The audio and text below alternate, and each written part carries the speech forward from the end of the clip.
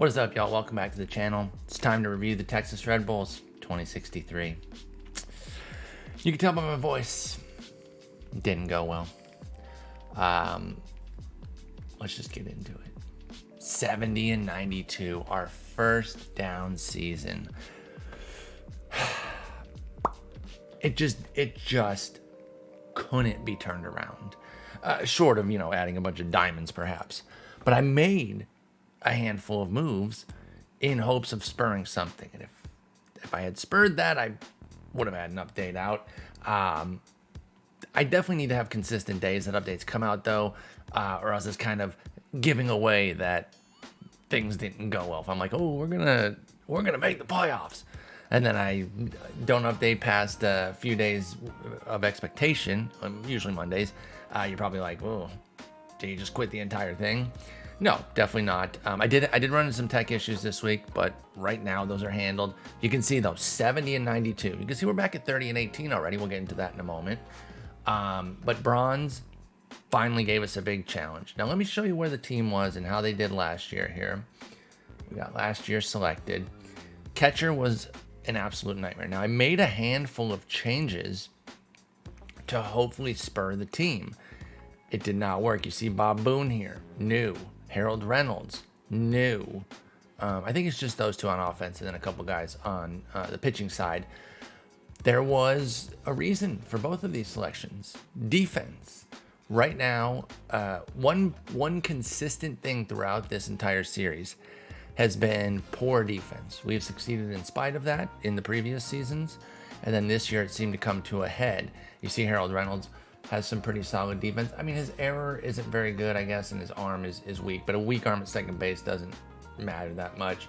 Decent enough range and a great turn double play. I want any ground ball to make sure that they're turning into a double play. And the bottom line was it was an upgrade over Todd Walker.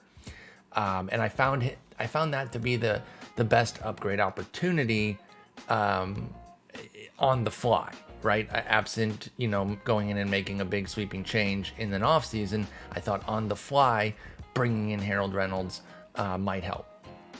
It did not.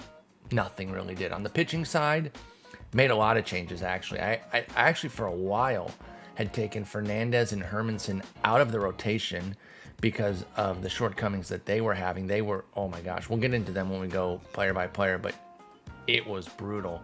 Hang on, I got a little sheet here where. Yeah, so I took out Boone, Harold Reynolds, I put in Boone, Harold Reynolds, Mike Boddicker, and Eric Milton. You see these two here. Tony Saunders was new to the team, Bruce Ruffin, and Rob Dibble. I think I'd mentioned Dibble on the last pod, or on the last video that I did. And was hoping that he could be big for us. And again, he was decidedly not. Wait a minute. Let me see something here. Oh, yeah. Okay. So, oh, wait. Oh, sorry. I had it on last year, and then I'm looking at these numbers on here. I'm like, he did not post those numbers, but they're just showing last year's numbers up here. We'll get into the pitching in a moment. So anyway, I made a bunch of changes. They didn't work. And then I couldn't update on Monday properly. So what I'm thinking for the future. How does Monday for the recap update? Obviously, every Monday should be an episode. Should we do Thursday? Is that a good midweek? Let us know where we're at. And then Sunday, if we're gonna make the playoffs. Well, I guess Sunday has to kind of be an either way situation because you want to recap if we don't make the playoffs. So, but then that's Monday. Well.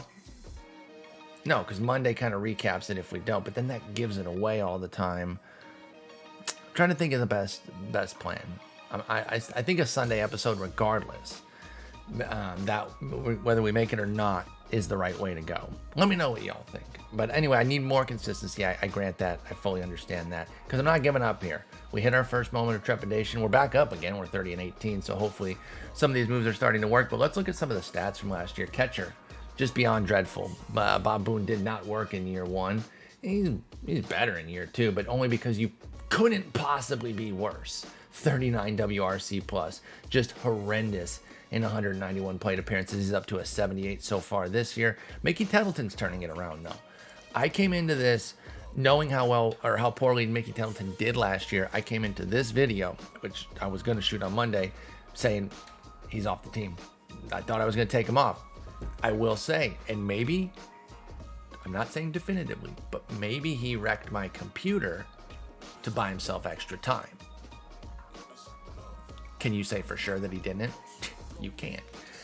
But the extra days, or the extra day, yeah, today's only Tuesday. Okay, I thought it was way later in the week. But anyway, the extra day has helped him because now here he is having his best season yet, and he gets a reprieve because he was off this team.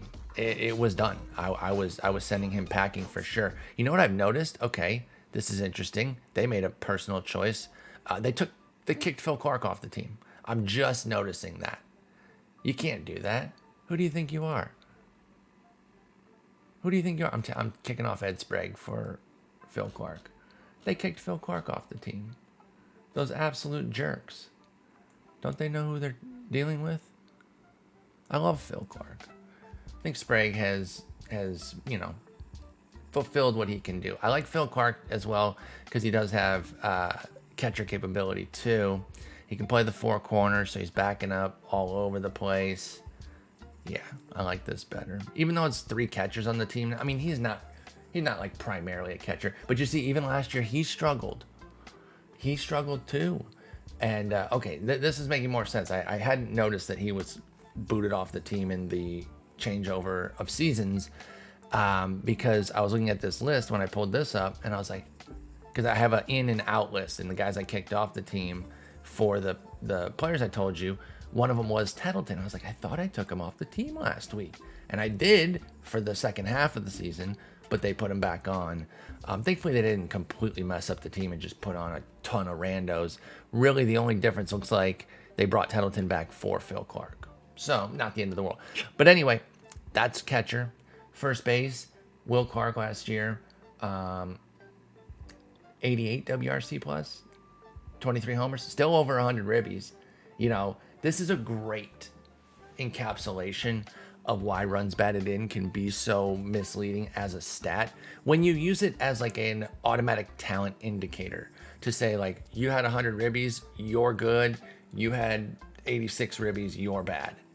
The stat does not deliver that kind of info. It is good to drive in 100 ribbies. It is wrong to say that Will Clark had a good season though. Just driving in those 100 runs, that tells me, and should tell anybody looking at this scenario, that somebody better in that position would have driven in 130 the way he did the year before. Because if he could hit this poorly and drive in 100, it's because Paul Molitor and Kenny Lofton were on base so damn often that you just had to drive in runs. So he had a rough season, and he's down to an 11 WRC plus right now. And I love Billiam, but he might be gone today. Just saying. We'll see. We'll look into it. But it's not looking good for him. Late season addition for Harold Reynolds. He came on, got 313 plate periods, so got about a half season. And he was okay. I mean, he ended up being worth about a win. Probably base running and defense helped with that because he was a 78 WRC plus. It definitely wasn't his hitting. And he is hitting better this year, though. BABIP's way up, and that's the thing. Speedster like this needs his BABIP to run high. 271 just isn't going to cut it, and he has no pop to speak of. So if you're not running a high BABIP, and he is getting on base via the walk too, which I like here, but if you're not running a high BABIP, you're not really adding much if you're a Harold Reynolds. Offensively, he can still add defense and speed to kind of cover things, but it was not to be previously. Let's see how he did defensively last year. Did fine enough, right? No, I don't know what all this means. What's Biz LM? No idea. Anyway, I feel like we can ride with him for a little bit right now. I'm not married to the Harold Reynolds pickup. What I was trying to do was not do a bunch of upgrades that were over the tiers of the players that were being replaced.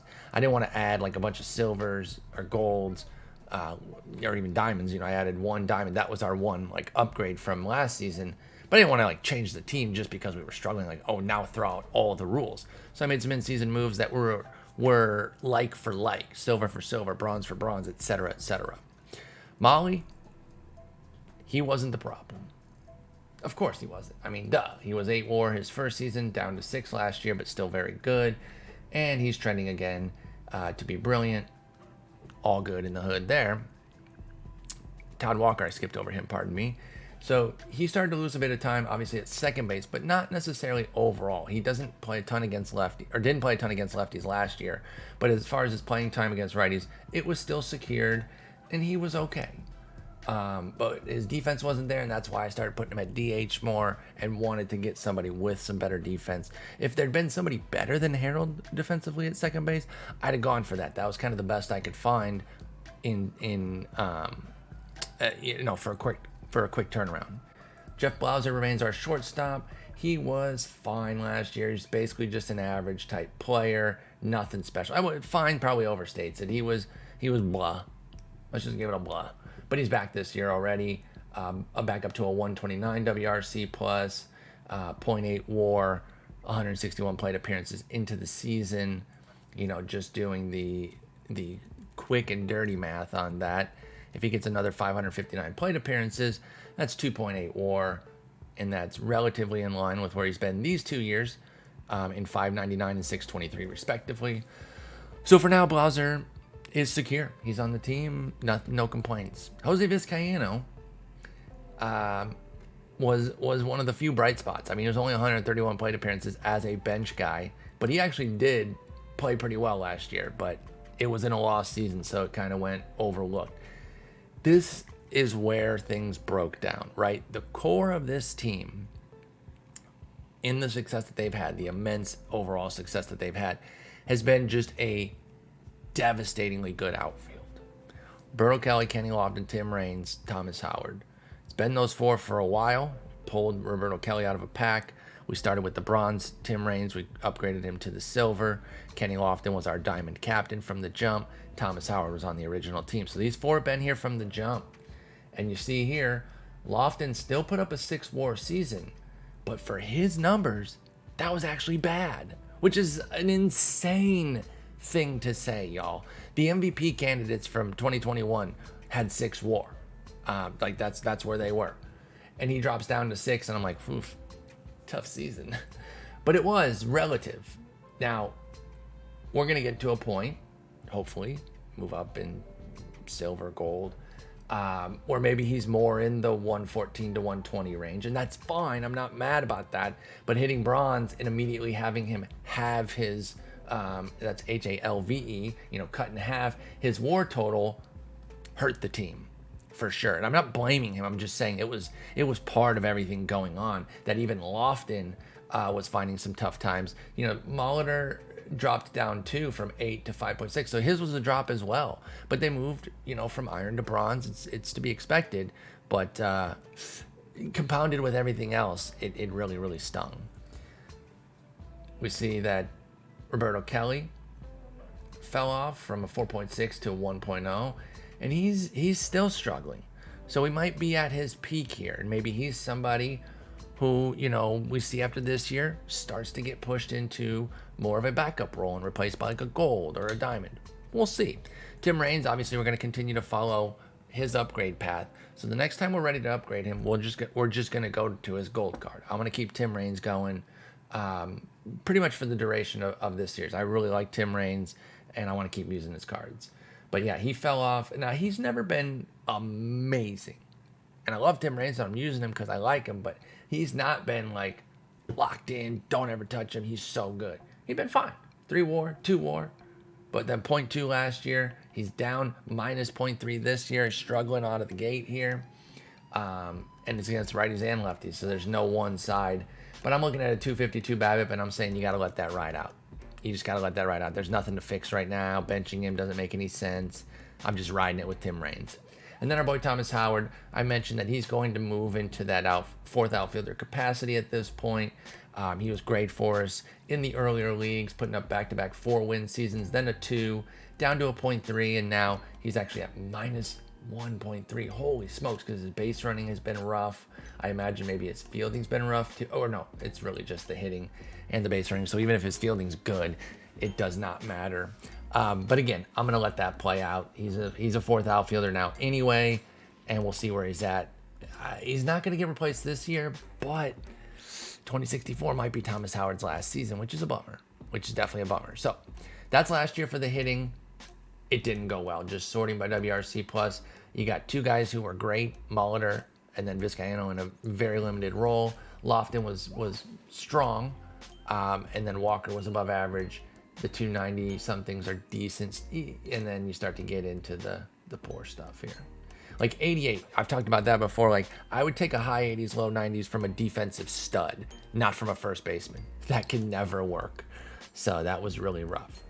Now on the pitching side, it wasn't much better, and that was part of the problem too, was that I was trying to fix that and nothing seemed to be working. Like, Steve was the only one pitching remotely well, and he had a 391, 131, and I wonder if maybe I was just in a tough league, because I'm looking right now at what we're doing in bronze at 30 and 18, telling me like, okay, or is it just variance? It could just be variance. That's kind of the beauty and difficulty of baseball and sports in general, is like nothing's set in stone, and you can assess talent levels, but push come to shove, there are some things out of the control of players all the time that can happen. But you see, Alex Fernandez had a disastrous year. Dustin Hermanson was awful.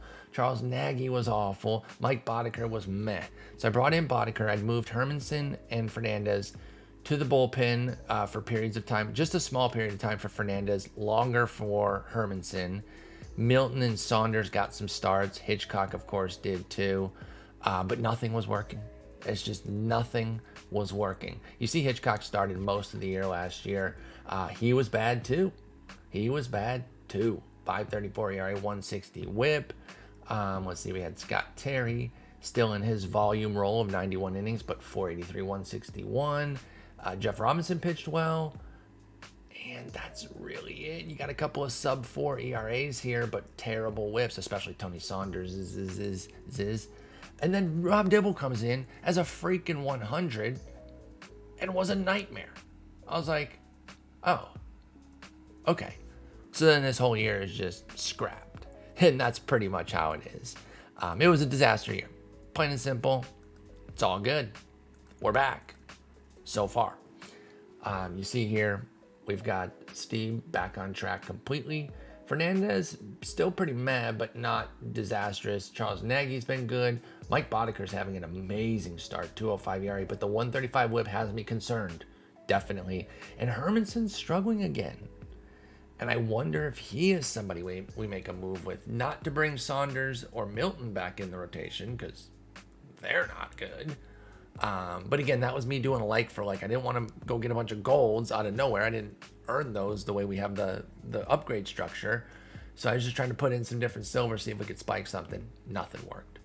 Dibble pitching like he's supposed to now in that closer's role, out of his mind. Really only one bad reliever right now, and it's Milton as far as ERA goes. Let's see in terms of skills. So Saunders is, his whip. What the? How do you have a 202 whip and a 331 ERA? This is a modern marvel right here, that he even has an ERA this good with his 1-to-1 strikeout to walk ratio and over a hit per inning. No, sir. Tony Saunders, my man. 32 control will do that to you, though. It's terrifying. You gotta go. You gotta go. All right, let's make some moves here. Let's make some moves and see what we got. So, I thought I had a move at the ready. And when you saw me go over here to get Phil Clark, you might have seen that I had Mike Scioscia. I bought him because I thought Tettleton would be done. Tettleton's not done. So Scioscia, you wait. Because I don't want to upgrade to a gold backup catcher. I don't think that's necessary. Let's let Tettleton keep going. Hopefully he has a dream season. We'll let it play out and we'll kind of go from there. What about first base, though?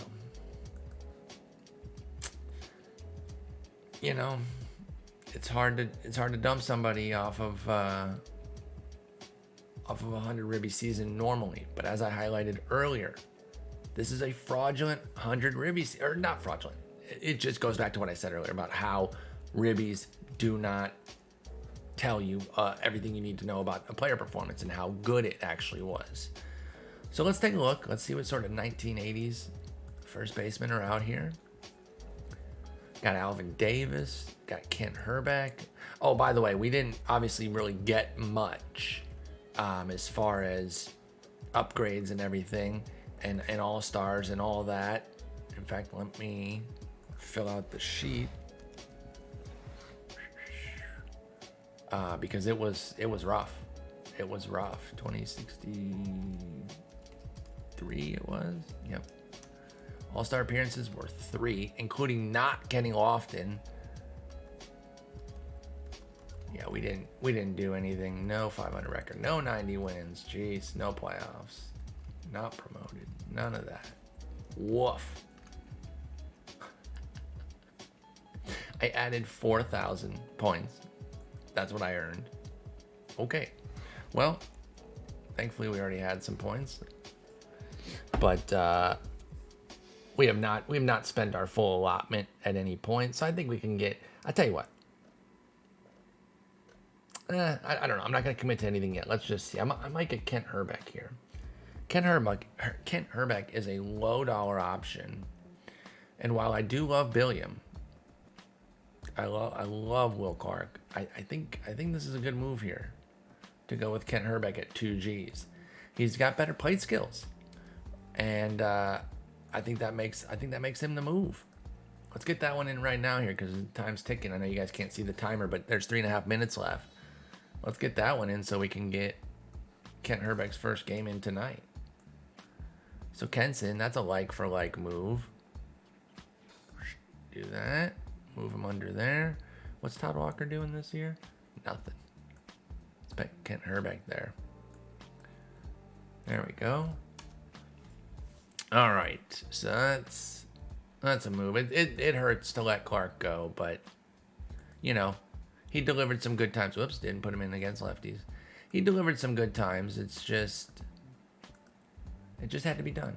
Oh, you know, he's crushing lefties in a painfully tiny sample, but we're going to play into it. We're going to do this.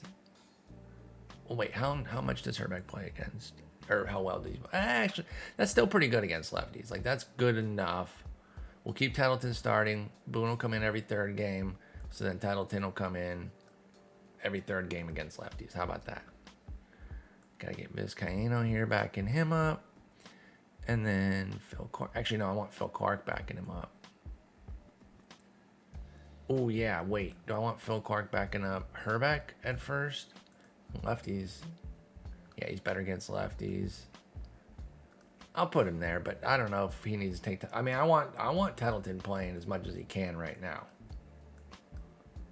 I think that's what we want because he's having such a great year, so that even when he's not catching, and not tired, I hope he can get in. All right.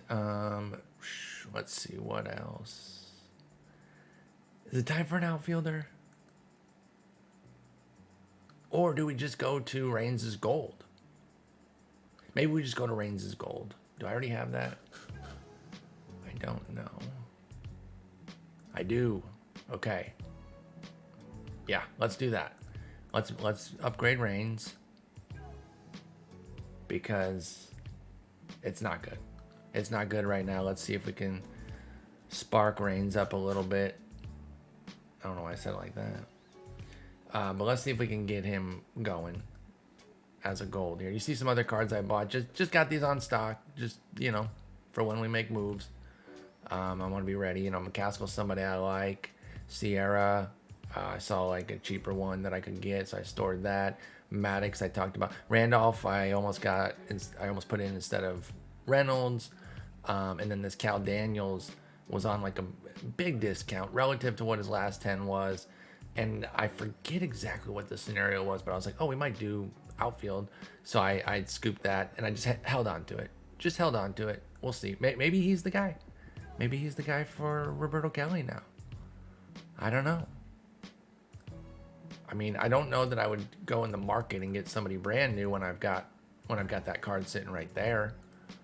I mean, I want to use that card for a reason. Like, I know the name Cal Daniels, but I don't know much about him, and I think it'd be fun. That's another reason I picked it up. Not only was it on a fair price, but I was like, I know Cal Daniels of him, but I want to get this card, and then maybe it would make me learn more about him if we put him on the team.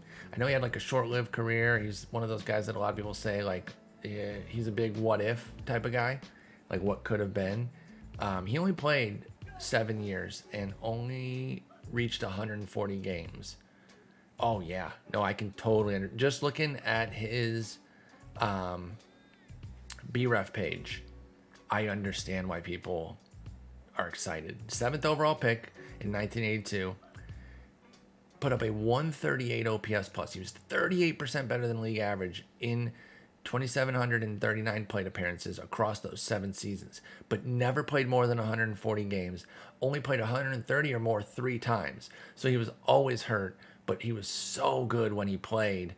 He had a 26-26 season in 1987 in only 108 games when he had a 1046 OPS, which is probably what this card is based off of, yeah?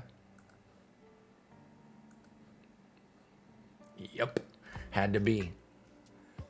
All right, let's do it. Let's make Cal Daniels our big upgrade. Oh wait, they're not gonna let me, are they? Yeah, they gotta put him on the reserve. Let's just make him our one giant upgrade. Roberto Kelly gone. Cal Daniels in. Oh, whoops. Well, he'll be in next game. I was trying to be quick. I was trying to be really quick.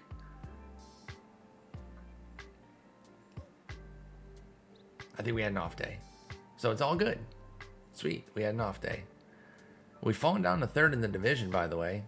2.5 out. So it looks like we have some good competition here. This is good. I like this. I like this. It still won't be easy here in bronze. And nor should it. I'm ready for a challenge, right? We kind of coasted through those first few seasons. The team was just so OP, which surprised me. I didn't think it was an OP team, but the way they played was amazing. And then we ran into a wall this first season in bronze, and now let's see what we can do. Oh, you can't play right? Oh, shit, really? I don't think Reynolds can either. Oh, hell. Well, no one can play right field. That's disappointing. That's disappointing, I got to admit.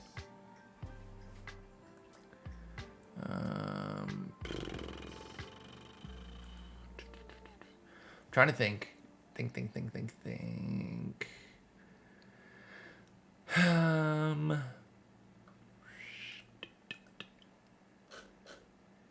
Well, maybe should have seen that beforehand. All right, well, maybe Cal Daniels isn't joining the squad all of a sudden. Maybe Darryl Strawberry is?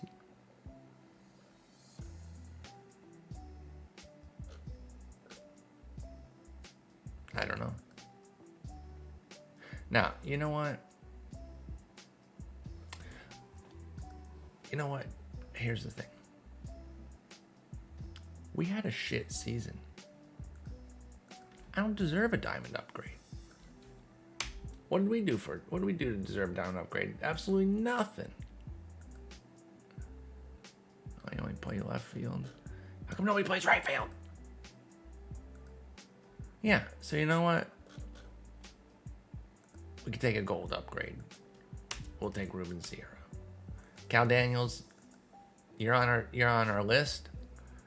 I'll figure out a way to maybe finagle him in next year if we earn a diamond upgrade. But we weren't very good. So you know what? We don't add a diamond this year. We add a gold in Ruben Sierra. And that's it. Okay? There. We'll end the gold range. So 2 gold upgrades from silver. 2 silver to gold upgrades. On the pitching side, I might do some like for like. I don't know if we're going to do an upgrade. I think we'll just do some neutral moves. Let's go to reliever, 1980s, silvers here. What do we got? Still a bunch of guys that I don't know. I mean, I know some of them by name, just their name, but like don't know anything about them. No attachment, no interest. Let's see here. Steve Foster. Extreme fly ball, hate that. How about Mel Rojas and John Franco? Let's do that. Wait, what's Jeff Zimmerman all about? Extreme fly ball, gross. Yeah, let's do this. Let's do John Franco. This one for 11-12. And then Mel Rojas. And they're going to come in for Saunders and Milton. Got to get Saunders the hell out of there before that 202 whip hurts us. My God. Vomit inducing. Oh yeah, Jeff Wallace no longer on the team, by the way. I'm sorry. He reached his max. It was fun. I'll still draft him anytime I get him in the iron round of a perfect draft. You better believe it. But he had to go. Oh, here, and I tried Mark Clear for a little bit. You might have heard that he was kicked off the team. You might not have realized he was even on it. It's because he had a 284 whip, 189 the year before. He was just a nightmare. And listen, he has a 14 control. I tried to find the next Jeff Wallace, but he's also a fly ball pitcher, and holy crap was it bad. Holy crap was it terrible. All right, let's just put him in middle relief. We're fine there. Hitchcock's still on the team, by the way, because I'm not ready. Actually, you know what? Let's do this. Like, he's going back in the rotation. Dustin Hermanson, what's your deal? How about that? How about that as a question? What precisely, if you might be so bold as to answer, is your deal, sir? My goodness, you're pitching horrendously. I'm just putting all these guys in setup. I don't know. It's fine right now. And then Dustin Hermanson, I guess, can be long relief. All right, that's the team right now. Wait, what? Okay. Okay, cool. Wait, is he gonna be ready? Actually, Fernandez will be ready, even if Hitchcock won't. We'll do that, because then boom, boom, boom. Okay, cool. All right, so that's where we're at. 2064, coming off a disastrous season. 2.5 games out in third place right now. We're on a lose 3, so I started recording at a crappy time. Couldn't be when we were winning, but that's all right. I'll get another update out this week before the playoffs. I do have a very busy week, but I can do something on, since this is Tuesday, I think I can do Friday morning to record at the very least. I'm not saying it'll be out Friday morning, but if I can get the recording done, then just uploading it and everything, that's not the hard part. The hard part is making sure I got time to record, but we can get that done. And then I need to get a more consistent schedule so that you guys know the exact days to expect these, because I don't like being nebulous like that. Outside of like extremes, tech issue, what can I do? But just for my workflow, needs to be consistent. So anyway, thank you all so much for watching. Appreciate that. Texas Red Bulls are not going anywhere. Just because we face some adversity, I'm not running. We'll figure it out. Until then, take care.